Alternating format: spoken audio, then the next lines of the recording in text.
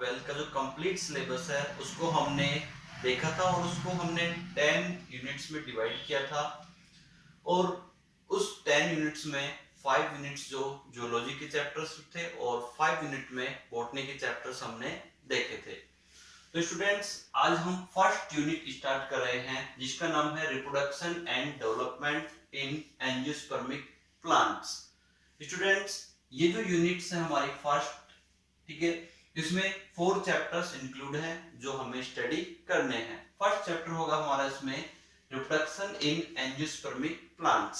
Second chapter है हमारा इसमें male and female gametophyte structure and development. Third chapter हमारा होगा pollination, fertilisation and development of endosperm and embryo. Fourth chapter इस unit में है special methods of plant reproduction. तो देखिए स्टूडेंट्स, इनको वन बाय वन करके हम स्टडी करेंगे। तो आज हम यहाँ पर ये हमारा जो फर्स्ट चैप्टर कंप्लीट हो गया और आज हम यहाँ पर सेकंड चैप्टर स्टार्ट कर रहे हैं जिसका नाम है mail and female gametophyte structure and development. तो देखिए स्टूडेंट्स, आइए स्टार्ट करते हैं इसको।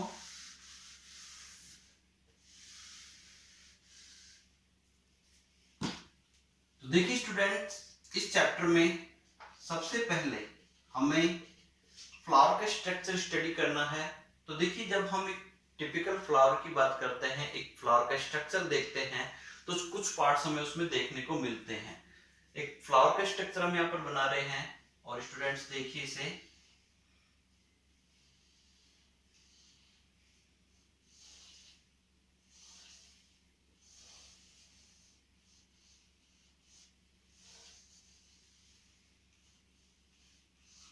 देखिए स्टूडेंट्स, ये हमने एक टिपिकल फ्लावर का स्ट्रक्चर यहाँ पर ड्रॉ किया है।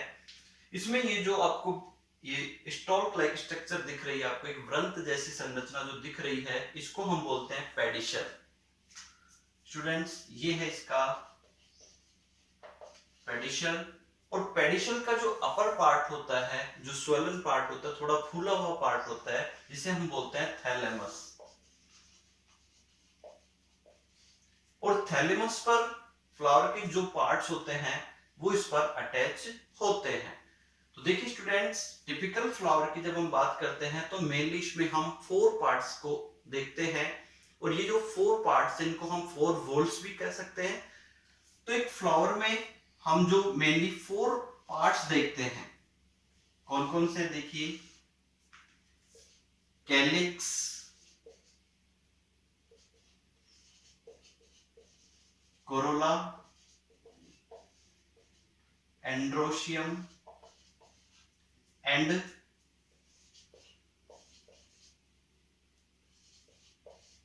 गायनोसियम। तो स्टूडेंट देखिए, फर्स्ट पार्ट जो हमारा है कैलिक्स, सेकंड पार्ट इसमें होता है कोरोला, थर्ड पार्ट होगा हमारा इसमें एंड्रोसियम, फोर्थ पार्ट जो हम देखते हैं इसमें गायनोसियम। तो देखिए यहां पर फर्स्ट ऑफ ऑल हम कैलिक्स के बारे में जानकारी लेंगे। तो देखिए स्टूडेंट्स, कैलिक्स जो होता है ये फ्लावर का आउटर मोस्ट पार्ट होता है, ठीक है। तो कैलिक्स जो है फ्लावर का आउटर मोस्ट पार्ट होता है। इसकी सिंगल यूनिट जो होगी, ठीक है स्टूडेंट, इसकी जो सिंगल यूनिट होती है उसे अपन सेपल बोलेंगे। तो single unit is called sepal. Calyx की जो सिंगल यूनिट है सेपल्स, और सेपल्स मिलकर क्या बनाएंगे स्टूडेंट्स, कैलिक्स को फॉर्म करेंगे। कैलिक्स जो होता है जनरली ग्रीन कलर का होता है, ग्रीन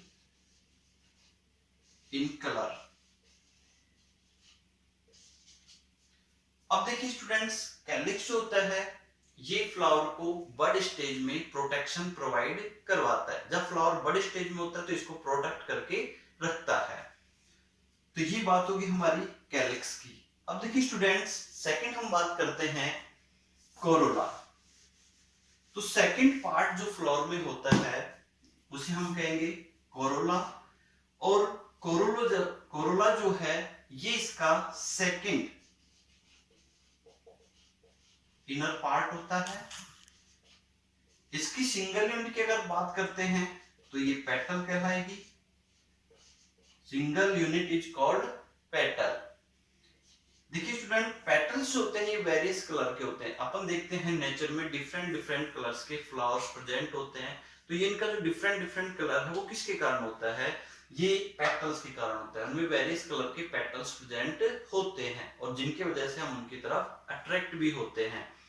तो देखिए स्टूडेंट, सिंगल यूनिट हो गई इसकी पेटल और ये वेरियस कलर के होते हैं। और इनका जो फंक्शन हम बात करें तो इनका जो फंक्शन है वो होता है इंसेक्ट्स को पोलिनेशन के लिए अट्रैक्ट करना। तो ये जो पेटल्स होते हैं, तो जो इंसेक्ट पोलिनेटेड प्लांट्स होते हैं उनमें पेटल्स मोस्टली इंसेक्ट्स को अट्रैक्ट करने का फंक्शन यहाँ पर परफॉर्म करते हैं। तो यहाँ पर ये जो दोनों पार्ट्स हैं, कैलिक्स, कोरोला, तो देखिए स्टूडेंट्स, इनके बाद जो थर्ड इनर पार्ट होता है फ्लावर में उसे हम बोलते हैं एंड्रोशियम। तो देखते हैं हम एंड्रोशियम क्या होता है। तो देखिए स्टूडेंट्स, एंड्रोशियम जो है ये फ्लावर का मेल रिप्रोडक्टिव पार्ट होता है। मेल रिप्रोडक्टिव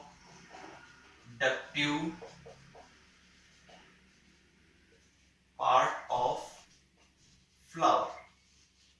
देखिए स्टूडेंट्स, ये फ्लावर का मेल रिप्रोडक्टिव पार्ट होता है और इसकी सिंगल यूनिट की अगर अपन बात करें तो इसे हम कहेंगे stamen. Single unit is called stamen. We can say stamen, various stamens form androecium. Okay, अब आगे हम बात करें तो स्टेमन जो होता है ये 3 पार्ट से कंसिस्ट होता है। Each स्टेमन is consist by 3 parts, anther, connective and filament.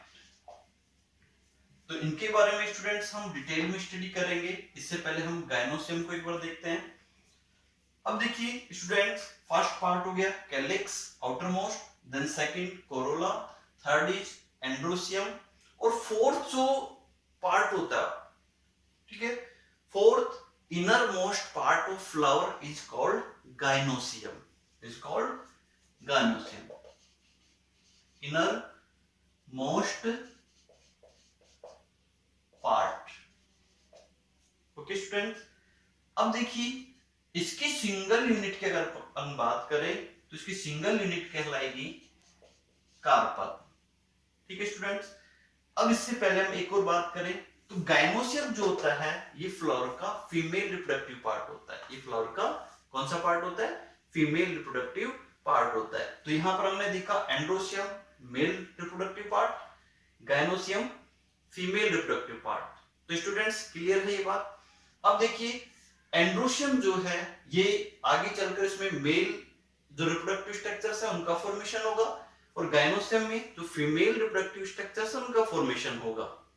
तो यहां पर हमने अभी समझा कि गायनोसियम जो होता है इनर मोस्ट पार्ट होता है फ्लावर का, इसके साथ ही ये फ्लावर का फीमेल रिप्रोडक्टिव पार्ट होता है और इसकी सिंगल यूनिट जो होती है कार्पल कहलाती है। तो देखिए स्टूडेंट्स, कार्पल जो है इसमें 3 पार्ट्स होते हैं। Carpel is consist by 3 parts, stigma,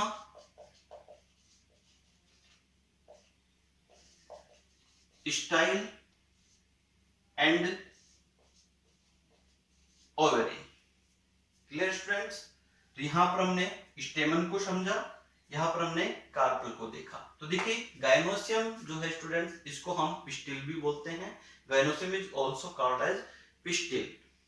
आगे हम बढ़ते हैं। अब स्टूडेंट देखिए कैलिक्स एंड कोरोला जो होते हैं ये रिप्रोडक्शन में डायरेक्टली इन्वॉल्व नहीं होते हैं, जबकि androecium and gynoecium reproduction process में डायरेक्टली इन्वॉल्व होते हैं। इसी वजह से हम कैलिक्स एंड कोरोला को नॉन एसेंशियल पार्ट्स बोलते हैं। These are non essential parts. And androecium और गायनोसियम जो होते हैं इनको हम बोलते हैं एसेंशियल पार्ट्स। Clear students? क्योंकि ये रिप्रोडक्शन प्रोसेस पे डायरेक्टली इन्वॉल्व होते हैं। क्लियर? अब देखिए स्टूडेंट्स, ये जो प्रोसेस है एंडोसियम और गायनोसियम, ये दोनों रिप्रोडक्शन में पार्ट लेते हैं, इसलिए हम इनको बोलेंगे एसेंशियल पार्ट्स। ओके स्टूडेंट्स, आगे हम एंडोसियम एंड गायनोसियम को डिटेल में स्टडी करेंगे और ये हम नेक्स्ट वीडियो में स्टडी करेंगे। Okay student, thank you.